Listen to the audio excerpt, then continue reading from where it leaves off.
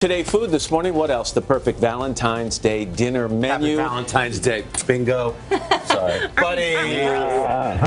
Carson and his lovely wife Siri are here sharing two of their favorite dishes. This is going to be great. You're handling the meat. Yeah. You're doing dessert. Can I just ask you, though, how much sexier did your Valentine become after he won the AT&T Pebble Beach Pro-Am? Yep. Now he has a big, giant goblet for our wine tonight. That's right. That's right. Good. Just gonna let it hang on that for a minute. Let's start with Use your imagination. Let's talk about the ingredients for your great steak recipe. Well, she tells me it's your go-to. It is my go-to, although this marinade, I have to give credit. We went to Savannah's house for dinner, and her husband, Mike Feldman, it was one of the best steaks I ever had, and I just asked him for this marinade ingredient, and so this is it right here, and it's also at the website. Okay. This has got olive oil, it's got some soy sauce, it's got Worcestershire, it's got salt and pepper, there's garlic, there's some dried mustard, there's some parsley. And if you put don't oregano. follow it exactly, some ad-lib version of this is going to work also. Absolutely. But you know what? You do it. You just put it all in. No. We're going to shake it all in here first. We're gonna do that first? Yeah. Okay. So this is red wine and olive oil. Why don't we just put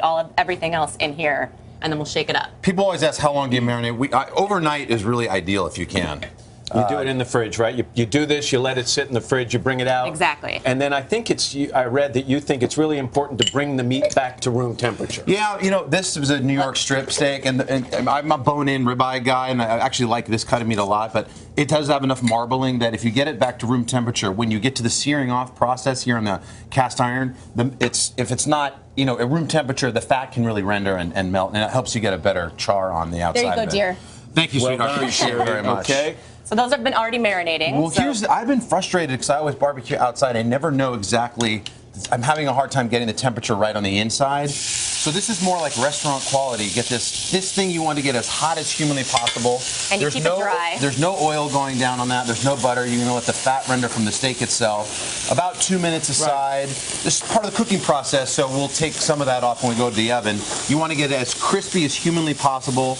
And again, it's obviously rare on the inside, so about 1.5 minutes on each side. Then how long in the oven? Take it out, put it in the oven for, you know, it depends. On your temperature, but probably 10 to 12 minutes for medium rare. I'll use a thermometer and try and get it to about 120, pull it out. It's going to rise 5 more degrees when it's out to get it to medium rare. Nice. Do you want to do your little salt magic? No, I'm not going to do salt. This guy? This internet guy? Exactly. Perfect. All right. That's good. Let it rest. Let the meat rest. Very Main important. course. Let's go around. Right. Siri, talk to us about the dessert. We're going to make a really intense chocolate Carson. cake because you need chocolate on Valentine's Day, and I'm a major chocolate lover. Tell them the name of this thing, though. This is based on a cake called the Brooklyn Blackout Cake, which is a famous cake that actually has stout in it, chocolate stout.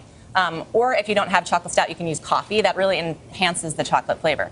So right here we have butter and sugar that we just creamed together so it got nice and fluffy. And I'm going to turn this on low, and we're going to add the eggs one at a time. Bingo, do you want to add the vanilla? Yeah.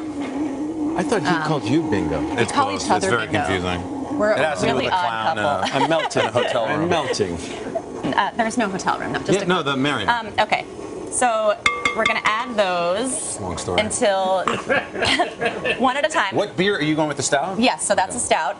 Over here we have our dry ingredients. We have flour and cocoa powder, and then I'm going to add the baking powder, baking soda, and salt, and we'll whisk that together. Why don't you, Matt, add this? This is buttermilk that we're going to add to the But Bingo, at the end of the day, stout. couldn't somebody just make a chocolate cake and add a stout to get kind of the effect? I'm not sure it would work that way if you just added it with your regular boxed cake mix, but Does this get added to that or that? yes. So we're going to add this, and what you want to do is kind of alternate with dry and wet ingredients. So you want to end with the dry ingredients. So you can add a little bit of that, and then we'll go back and forth. What are they eating downstairs? Until it's nice. You guys How's the steak, by the way, Al? Do you like it? The cake is very reminiscent of the classic Ebinger's blackout cake. Oh, the cake, yeah. That's exactly it. What about my steak? Al. It's so good. Your steak is terrific. It's but we've already fantastic. It's moved hard on. because you put dessert in our face. So here's the batter, and we're going to pour it into 2 cake pans. And then this is the fun part. We're going to slice it into 3 different layers, and the 4th layer we're going to crumble. And so I always take the ugliest layer because Don't sometimes... worry about slicing it. We only got about 40 sometimes this is seconds. hard. So Okay. you're gonna do cake, icing, Right. cake.